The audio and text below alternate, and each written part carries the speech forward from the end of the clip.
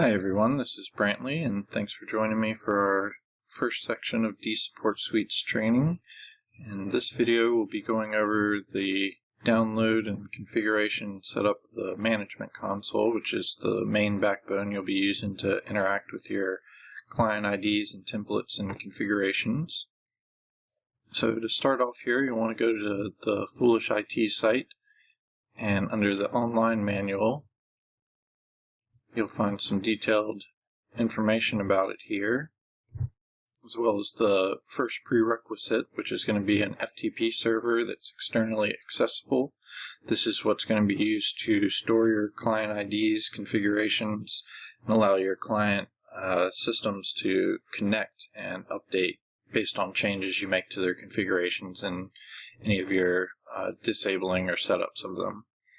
And if you wanted to set up an FTP server, you can use some of the guides that Nick has set up here, and those will walk you through some of the various ways you can set up an FTP server. If you do go with the Amazon option, I believe their free version will cover most everything. You may go over a little bit on the bandwidth side depending on how many clients you have set up and how much communication they have between them, but normally it should be fairly minimal even for a large number of client IDs, so you should be able to get away with using the free option. You may end up with $1 or $2 extra on the configuration with the bandwidth setup, but you can also use a Windows server and set it up with a FileZilla FTP server if you'd like as well. So to get the management console, if you go to the first time setup of the dSupport Suite Management Console section, you'll see you have your download here and some instructions, which we'll end up going over these instructions in the video here. You can also get the latest version as well from download.foolishit.com, and it will be the dSS console setup.zip. We're going to go ahead and save that file.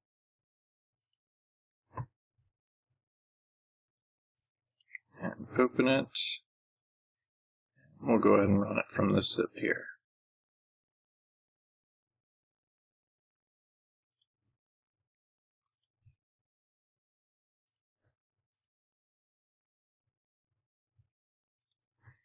Now you will only want to set up the management console on one system, or at the worst you want to be only using the management console on one system at any given time, because if someone else is using it at the same time and makes changes and updates, they may overwrite your changes and updates, and it gets very confusing.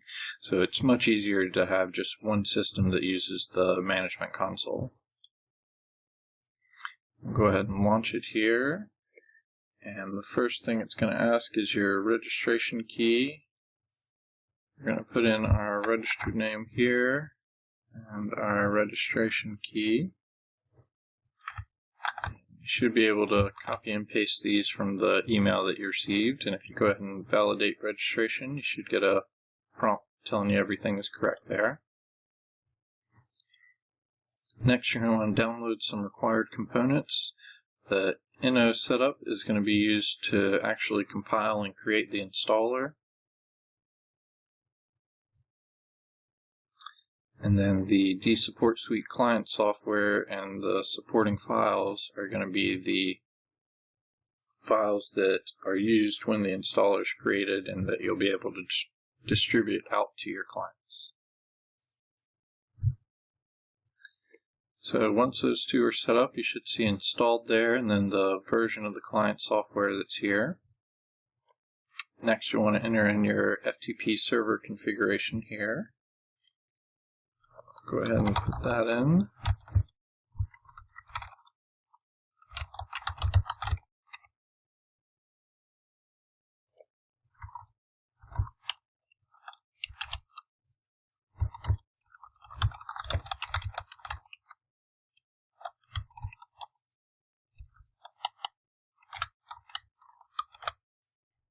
And you'll want to test your server login.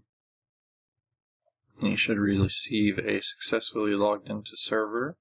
Now, when you use an FTP server like this, the user account's home directory is going to be used for the storing of files and client IDs and everything, and we'll take a look at the FTP Explorer once we get into it.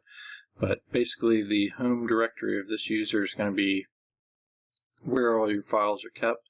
So it does make it a little bit easier if you actually make a dSS login for your FTP server. That way everything can be stored under one user's home account, and you can kind of wipe it fresh and start clean if you're just in testing, or you'll know exactly where everything is in one. But as long as you get successfully logged in on your test server login, you can move over to your default logos. You can go ahead and set these up here, or you can wait until later.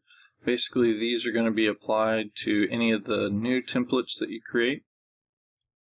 So if you have them configured here, they'll already be set up. If you don't have them configured when you create the template, you have an option to set up and configure the icons there as well, which is nice if you have other clients that you want to kind of white label and give them their own software and make them feel a little bit more taken care of specifically, and use their own logos and things like that, and kind of white label support for them so that you'll still be contacted if they need any help, but it will kind of look like it's their own app. So that's a really nice feature there. But to save these, we just go ahead and close out of here, and we're presented with the dSupport Suite Management Console setup. And looks like we already have a couple IDs, so we're going to go ahead and just clear these out so we can start fresh here.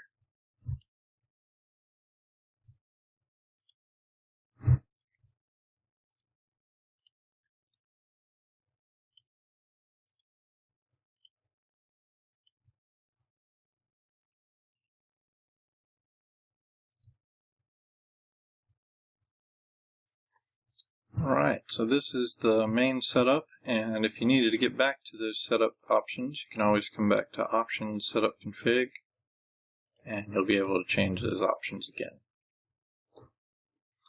So before we end this quick setup video, we're going to go into our FTP Explorer and kind of see some of the files that were created there. And you can see some of the D72 stuff is there as well.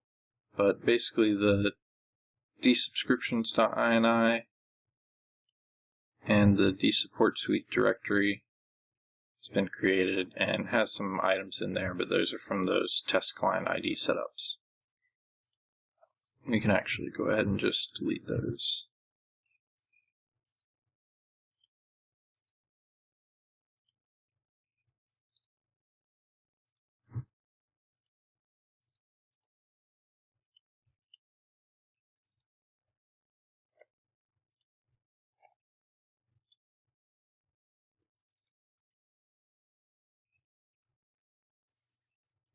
We have everything cleared out of there. And that is basically your setup and configuration of your management console. Our next section will go over setting up client IDs and new templates. Then we'll have a further section on creating the setup installers, as well as a final section on actually deploying the software and using it. I hope that has been informative for you, and let us know if you ever have any questions. Thanks.